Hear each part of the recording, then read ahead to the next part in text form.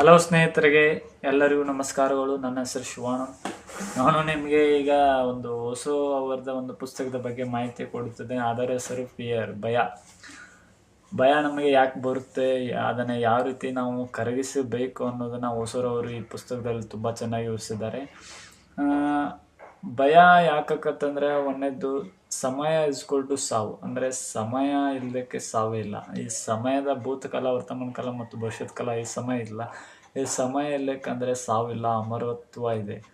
ಆದ್ದರಿಂದ ನಾವು ಮೊದಲೇದೇನು ತಿಳ್ಕೊಬೇಕಂದ್ರೆ ಸಮಯ ಇಸ್ಕೊಲ್ ಟು ಸಾವು, ಸಮಯವನ್ನು ಬಿಟ್ಟರೆ ನಮಗೆ ಸಾವಿಲ್ಲ ಅನ್ನೋದನ್ನು ಹೊಸರವರು ತುಂಬ ಚೆನ್ನಾಗಿ ಕಟ್ಟಿಕೊಟ್ಟಿದ್ದಾರೆ ಈ ಪುಸ್ತಕದಲ್ಲಿ.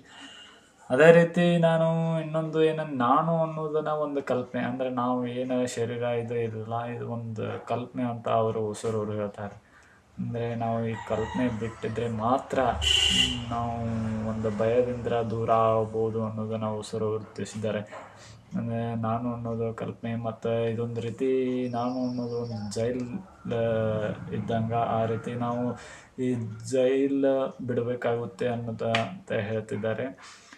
ಮತ್ತು ಇನ್ನೊಂದು ಏನು ಹೇಳ್ತಾರೆ, ಈ ನಾನು ತೆಗೆದ್ರೆ ಒಂದು ಕಾನ್ಸಿಯಸ್ನೆಸ್, ಪ್ರಜ್ಞೆ ಉಳಿತಿತ್ತಲ್ಲ, ಅದು ಅಲ್ಟಿಮೇಟ್ ಅಂದರೆ ಶಾಶ್ವತವಾದದ್ದು ಅನ್ನೋದನ್ನು ಹೊಸರವರು ಈ ಪುಸ್ತಕದಲ್ಲಿ ತಿಳಿಸಿದ್ದಾರೆ.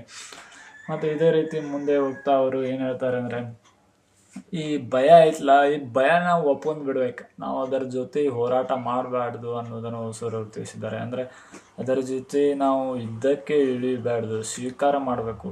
ಈ ಸಾವೈತಲ್ಲ, ಅದನ್ನು ಸ್ವೀಕಾರ ಮಾಡಬೇಕು. ಸಾಯ್ತೇನಪ್ಪ, ನಮ್ದು ಕಾಲು ಹೋಕ್ಕತಿ, ಕಣ್ಣು ಹೋಕ್ಕತಿ, ಕೈ ಹೋಕ್ಕತಿ, ಎಲ್ಲವನ್ನ ಸ್ವೀಕಾರ ಮಾಡ್ಬೇಕು ಅನ್ನೋದನ್ನು ಹೊಸರವರು ಈ ಪುಸ್ತಕದಲ್ಲಿ ತಿಳಿಸಿದ್ದಾರೆ. ಅಂದರೆ ನಾವು ಯಾವುದೇ ಅಭದ್ರತೆ ಇರಲಿ, ಅದನ್ನು ಸ್ವೀಕಾರ ಮಾಡೋದನ್ನು, ಅದನ್ನು ಹೋಗಲಾಡಿಸುವ ಮೊದಲೇ ಒಂದು ಕೆಲಸ, ಕರಗಿಸುವ ಮೊದಲೇ ಒಂದು ಕೆಲಸ ಅನ್ನೋದನ್ನು ಹೊಸರವರು ತಿಳಿಸಿದ್ದಾರೆ. ಮತ್ತು ಈ ಭಯಕ್ಕೆ ಜನಸಮೂಹ ಬೇಕು. ನಾವು ಭಯ ಬರಬೇಕಂದ್ರೆ ಜನಸಮೂಹ ಇದ್ದರೆ ಅಷ್ಟೇ ಭಯ ಬರುತ್ತೆ. ನಾವು ಜನಸಮೂಹ ಇರ್ಲಿಕ್ಕಂದ್ರೆ ಭಯ ಬರೋದಿಲ್ಲ. ಈಗ ನಾವು ಒಳಗೆ ಹೋಗ್ಬೇಕಂದ್ರೆ ಭಯ ಇರೋಲ್ಲ. ಅಂದರೆ ನಮ್ಮ ಹೃದಯದೊಳಗೆ ನಾವು ಹೋಗ್ಬೇಕಂದ್ರೆ, ನಮ್ಮ ಶರೀರದೊಳಗೆ ನಾವು ಹೋಗ್ಬೇಕಂದ್ರೆ ಭಯ ಇರೋಲ್ಲ.